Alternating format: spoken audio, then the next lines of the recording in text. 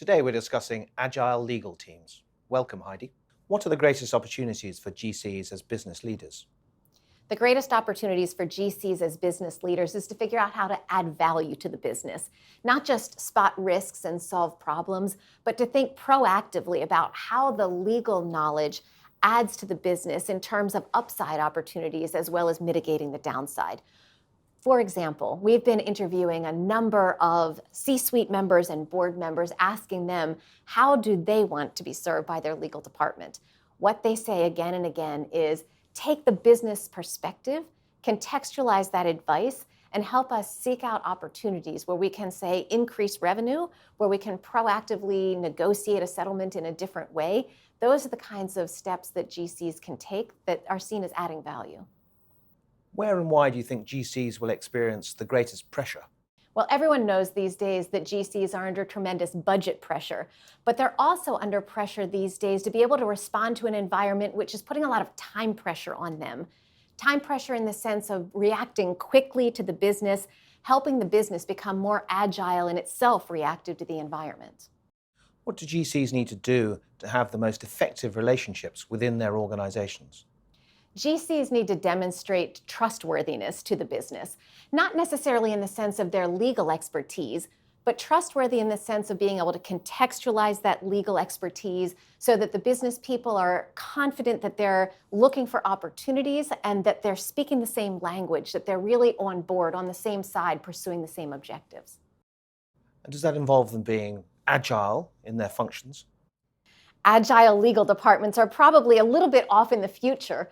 I mean, Agile these days is a way of transitioning from a traditional siloed, compartmentalized way of working to thinking about very cross-functional teams running in 2-week sprints where everyone is assigned to the project and focused solely on a specific set of outcomes. I haven't found any legal departments these days that are staffed in a way that they can dedicate a lawyer to every Agile project out there. It may be a way of the future, or it may be an opportunity for GCs to rethink how they structure their department, the kinds of experts they have on the team, and how they're going to respond to this new Agile environment.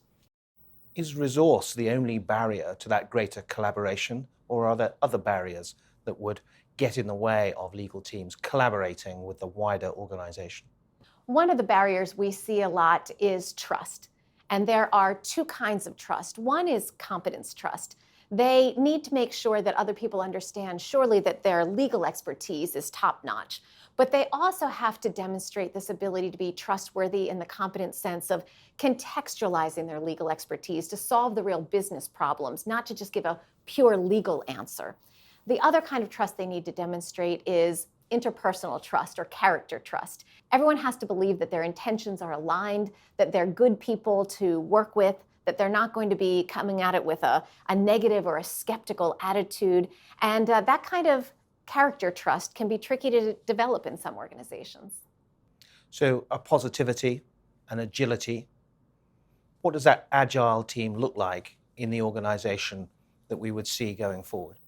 An agile team, well, it depends whether you mean a formal agile team that's following the Scrum methodology, or a lot of people are thinking about agile teams now as ones that can just react quickly to their environment and think strategically about shaping that environment. We see agile teams now in all parts of the business, even though it started in software, all parts of the business now, whether it's product development or the customer journey or innovation in terms of products and services. Agile teams these days really have a tremendous opportunity to take what had been a fairly staid business and accelerate that into the future. Does agility mean a flexibility in terms of the control function of the legal department? Agility sometimes can be seen as almost in contrast or in tension with the way a traditional legal department has been structured, because of course they want to make sure that compliance and risk are monitored and in some ways controlled. And agility does put some pressure on GCs who are thinking about their function in that regard. They can't let those slip, but they are going to have to find ways to be more adaptive, more responsive, more proactive. And those, I think, are the GCs that we're really going to stand out. Thank you, Heidi.